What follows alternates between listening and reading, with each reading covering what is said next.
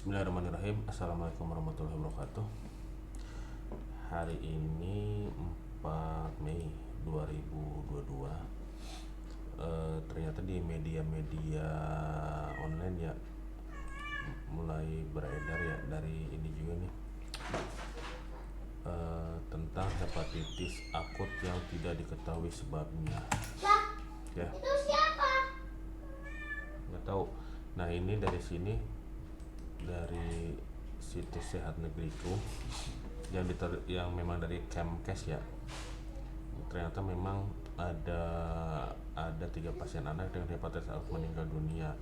Masyarakat agar waspada. Oke, berarti memang infonya valid. Oke, saya juga dapat slide dari grup dokter seperti ini.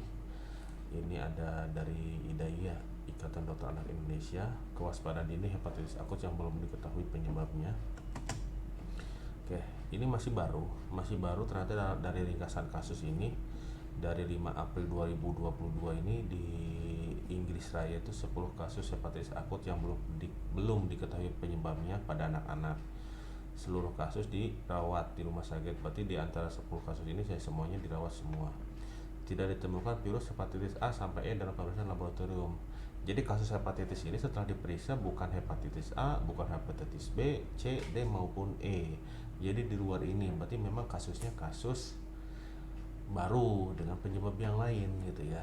Nah, ini ternyata 8 April 2022 penyelidikan dilakukan lebih lanjut, hasil ditemukan 74 kasus. Dari 10 kasus jadi 74 kasus ya. Ini jaraknya dari 5 April sampai 8 April. Di antaranya 6 anak telah menjalani transplantasi hati. 11 April 2022 tidak ada kematian. Terus 21 April 2022 ternyata di negara-negara lain juga ada kasus-kasusnya. 5 kasus di Irlandia, 3 di Spanyol, usianya 22 bulan sampai 3 tahun. Memang menyerang anak-anak ya. Inggris Raya dan Irlandia Utara 114, Spanyol 13, Israel 12, Amerika Serikat 9, Denmark 6, Irlandia 5, Belanda 4, Italia 4, Norwegia 2, Prancis 2, Romania 1, Belgia 1. Ini bulan April, Jepang dan Kanada, Mei, Singapura. Ini makin dekat aja nih.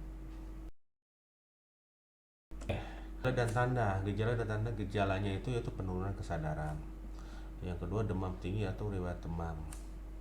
Jadi ini yang harus diwaspadai ya, perubahan warna urin gelap atau padat dan atau feses pucat. Jadi nanti dilihat kalau misalkan memang ada tanda-tanda penurunan kesadaran, demam tinggi, terus urinnya juga dilihat apakah warnanya gelap dan atau feses. Jadi nanti bisa urinnya saja, fesesnya saja berwarna pucat atau dua-duanya. Terus kuningnya nanti bisa di kulit, terus ya bisa di mata juga, bisa di sklera yang putih-putih kelihatan kuning. Gatal, nyeri sendi atau pegal-pegal, ini gejala tidak spesifik berarti ya. Demam tinggi, mual, muntah atau nyeri perut, lesu dan atau hilang nafsu makan dan diare. Tandanya ini tanda serum aspartat transminase AST atau alanin transaminase lebih dari 500 unit per liter. Ini dengan pemeriksaan laboratorium berarti. Nah, setelah dilakukan pemeriksaan laboratorium tidak ditemukan virus hepatitis A, B, C dan D, A, B, C, D dan E. Berarti di luar ini gitu ya. Pada beberapa kasus ditemukan SARS-CoV-2 dan atau adenovirus. Jadi di antara yang menderita itu ada yang positif SARS-CoV-2 dan atau ada adenovirus juga. Pemeriksaan patogen biologis maupun kimiawi masih dilakukan lebih lanjut. Jadi memang masih awal sini ya. Nah, ini diagnosa kerja atau klasifikasi confirmed ya. Seseorang dengan hepatitis akut tidak ditemukan virus hepatitis A atau A sampai E. Jadi diagnosanya itu ditegakkan apabila di sini dengan hepatitis akut tapi di luar virus hepatitis A sampai E. Terus ininya pemeriksaan aspartat transaminase AST atau alanin transaminase ALT lebih dari 500 unit per liter. Usia kurang dari 10 tahun. Jadi harap hati-hati nih bagi yang punya anak-anak. Ya, ini ternyata memang menyerang anak-anak sejak 1 Januari 2022. Terus possible ini seseorang dengan hepatitis akut gitu ya. Ini sama usia 11 sampai 16 tahun sejak 1 Januari.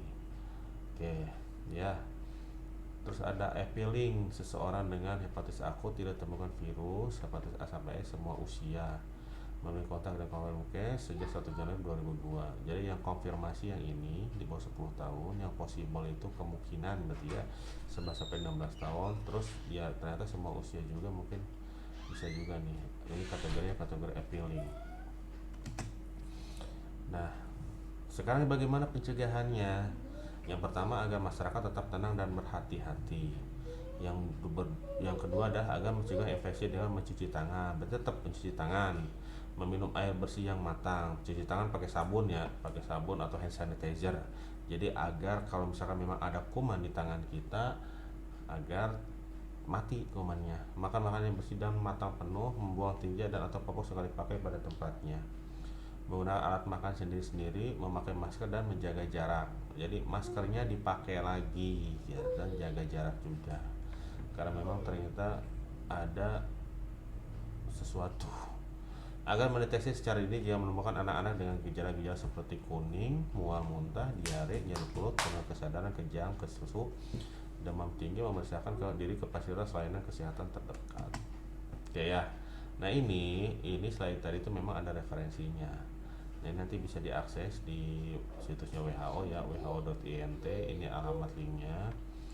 Terus ini ada investigation into acute hepatitis of unknown etiology. Terus ada Kementerian Kesehatan. Oke, demikian, semoga bermanfaat. Salam sehat untuk semuanya. Tetap pakai masker, tetap jaga jarak. Wassalamualaikum warahmatullahi wabarakatuh.